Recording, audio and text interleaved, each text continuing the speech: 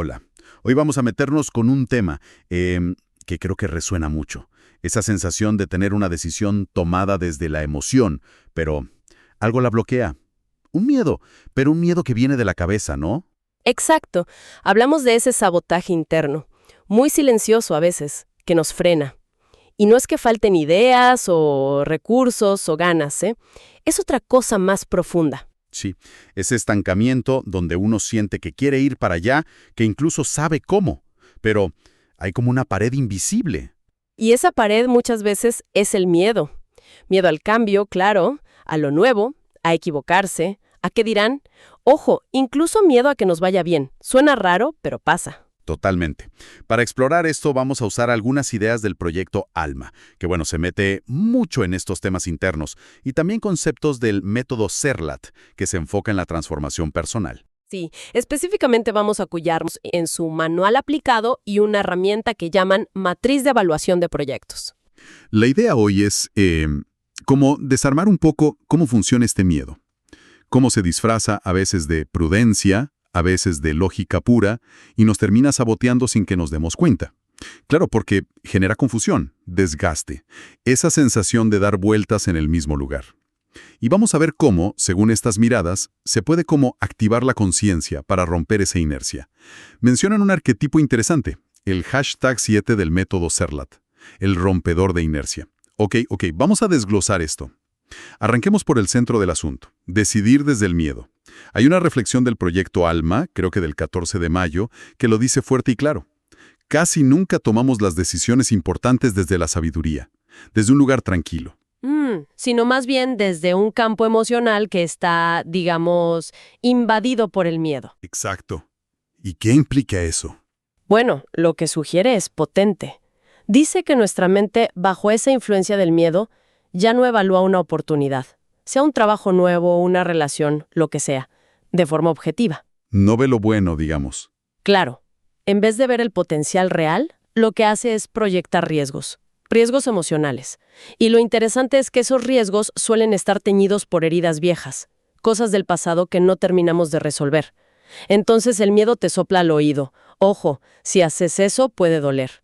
Y terminamos midiendo la decisión no por lo que podemos ganar, sino por el supuesto dolor que creemos que vamos a evitar si nos quedamos quietos. Es tremendo. Se instala un patrón, ¿no? Como asociar movernos rápido con peligro, o lo desconocido con perder algo seguro. Vivimos más pensando en el problema que en la solución.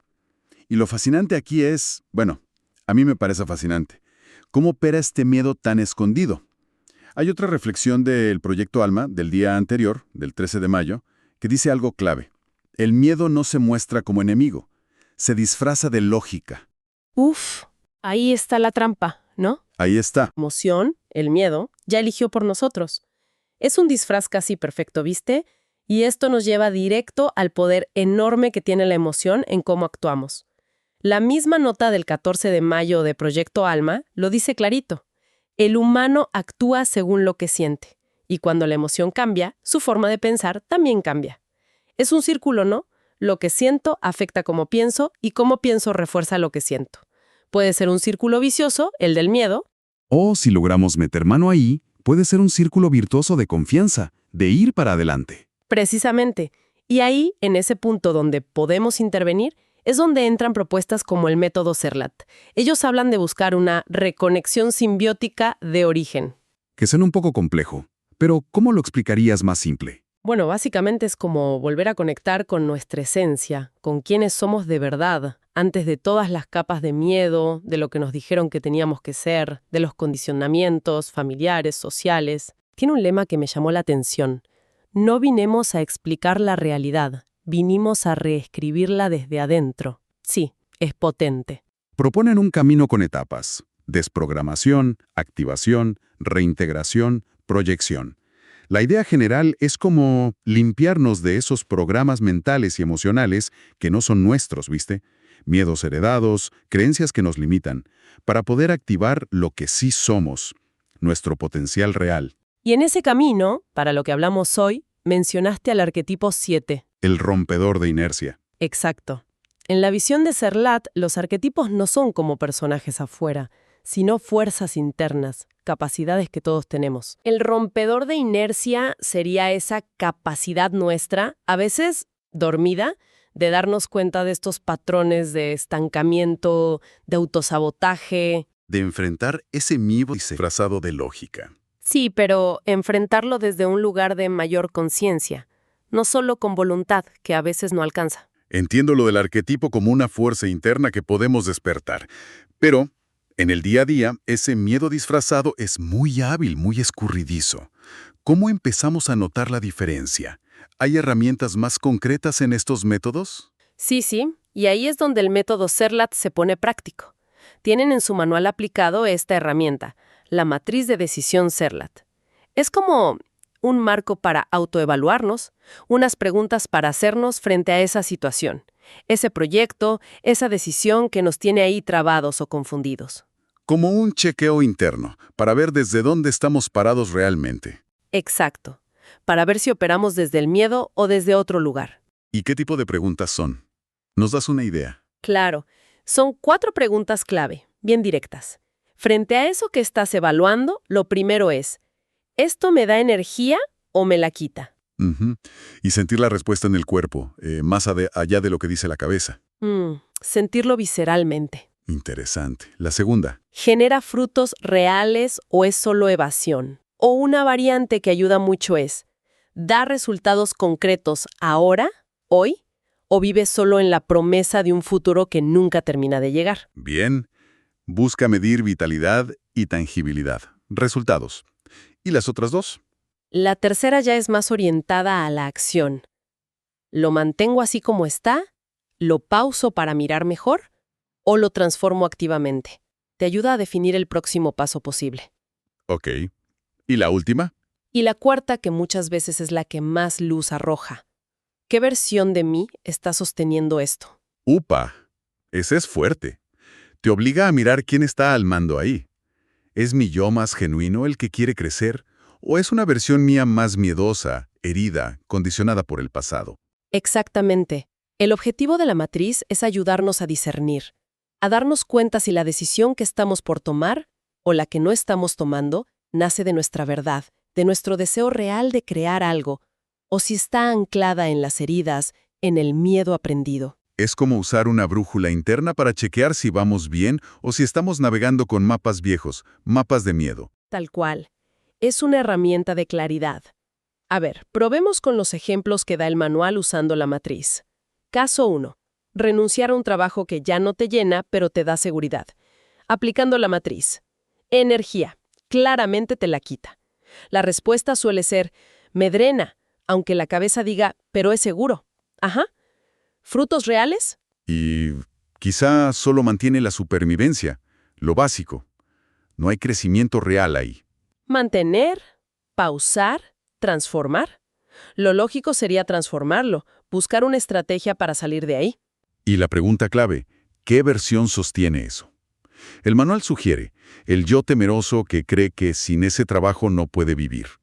Y esto conecta directo con lo que dice Proyecto Alma sobre el peso invisible de la incertidumbre, el miedo a no tener plata, no. Claro, el miedo a la inestabilidad económica. Entonces, esa supuesta lógica de quedarse por seguridad, en el fondo es la voz del miedo al vacío, al cambio. No es lógica, es miedo disfrazado. Un análisis muy claro, ¿sí? Veamos el segundo caso. Lanzar un proyecto propio. Esa idea que te entusiasma pero al mismo tiempo te paraliza. Matriz. Energía. Ahí es una mezcla, ¿no? Te emociona la idea, pero te asusta ponerte a hacerlo. Exacto. Frutos reales. Tiene potencial claro, pero solo si te pones las pilas y lo sostenes en el tiempo. Acción. Y probablemente sería reactivarlo, con claridad, quizás empezando con pasitos chicos para romper la parálisis. Microacciones. Perfecto. Y la versión que lo sostiene, o mejor dicho, que lo bloquea. El manual dice, el yo creador que todavía necesita validación externa. Y esto abre una pregunta importante. ¿Cuánto nos frena necesitar el aplauso de afuera? Conecta directo con el miedo al fracaso, a que nos critiquen. El miedo al juicio, sí. Proyecto Alma habla de la trampa de la validación externa, o de un arquetipo del escenario hueco. como brillar para afuera, pero por dentro sentirte vacío o inseguro. Ese miedo al qué dirán es un freno creativo enorme. Y esa necesidad de validación, ¿de dónde viene? Muchas veces, de otra capa de miedo más abajo. El miedo a no ser suficiente por uno mismo. Entendido. Y el tercer caso del manual. Terminar una relación que ya no va más, que se siente estancada. Matriz, energía. A menudo genera más vacío, confusión, un apego mental que te desgasta más que darte energía vital. Frutos. Te impide crecer. Mantiene un estancamiento que parece cómodo pero a la larga duele. Acción. Lo lógico sería soltarlo, con amor propio poniendo límites claros. Y la versión interna que se aferra ahí. El ejemplo dice, el yo que le teme a la soledad más que al desgaste de la relación. Y eso resuena con cosas que explora Proyecto Alma, el miedo profundo a estar solo, la confusión entre conectar de verdad y depender del otro. O lo que llaman la herida de autosuficiencia, creer que no podés estar bien solo o sola, o el corazón blindado, cerrarte por miedo a que te lastimen otra vez. Parece que a veces elegimos el dolor conocido del estancamiento antes que el miedo a lo desconocido, aunque sea liberador, como la soledad temporal o el cambio. ¿Cómo ayuda a la matriz ahí, justo en ese punto muerto? La matriz funciona como un espejo. Al responder con honestidad, sobre todo a la pregunta ¿qué versión de mí sostiene esto?, se ilumina la motivación real que hay detrás de no moverte. De quitar el disfraz de lógica al miedo. Exacto.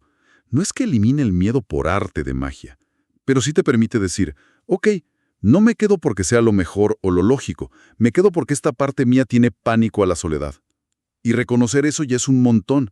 Es el primer paso para activar a ese rompedor de inercia interno y empezar a pensar alternativas desde un lugar más consciente. Sí, desenmascarar al miedo es el principio para quitarle poder. Tiene mucho sentido. Estos ejemplos con la matriz son clarísimos para decisiones grandes. Pero ojo, el miedo se disfraza de formas mucho más sutiles en el día a día. Va tejiendo patrones que nos bloquean sin que ni nos enteremos. Proyecto Alma también exploró varios de sus mecanismos. Ah, sí. ¿Como cuáles, por ejemplo? ¿Qué otras máscaras más finitas usa el miedo? Bueno, pensemos en algo que podríamos llamar el autoboicot disfrazado de humildad. Proyecto Alma, en una entrada del 22 de mayo, observa cómo algunas personas rechazan oportunidades para brillar, para crecer, para recibir más, diciendo cosas como, no, yo no necesito tanto, o mejor perfil bajo. La falsa modestia, digamos. Algo así. Pero cuando rascas un poco, lo que hay debajo no es humildad real, sino un miedo terrible a destacar. Miedo a que te envidien, a que te ataquen, a que te juzguen o incluso a que te abandonen si te salís del molde. Miedo a no encajar, exacto. Y la conclusión que da Alma es fuerte. La humildad que nace del miedo es autoboicot emocional ritualizado. ¿Te suena? Totalmente. Es como achicarse uno mismo para no molestar o para no enfrentar la propia luz. Un sabotaje súper silencioso. Hay más patrones así. Otro muy interesante es la culpa por avanzar. Lo exploraron el 26 de mayo. Pasa cuando alguien empieza a crecer, a sanar, a tener éxito, pero se siente culpable por dejar atrás a gente querida, familia, amigos, pareja, que siente que está estancada o sufriendo. Entonces frena su propio crecimiento. Sí, por una lealtad que está mal entendida, como si avanzar fuera traicionar a los demás. Y la reflexión ahí es clara. Avanzar no es traicionar. El que se queda por culpa solo se une al mismo ciclo que ya prometió romper. Qué importante darse cuenta de eso, ¿no? Libera de una carga enorme, sobre todo en vínculos cercanos. Definitivamente. Y un tercer patrón, que tiene que ver con la parálisis por análisis, es lo que Proyecto Alma llama parálisis por exceso de autosupervisión. Esto es del 29 de mayo. Es el miedo a equivocarse, pero sobre todo a equivocarse emocionalmente. ¿Cómo sería eso? Es estar vigilándote todo el tiempo. ¿Sentí bien? ¿Estuvo bien lo que dije? ¿Debería sentir otra cosa? Vivís en modo corregirme en lugar de sentirme.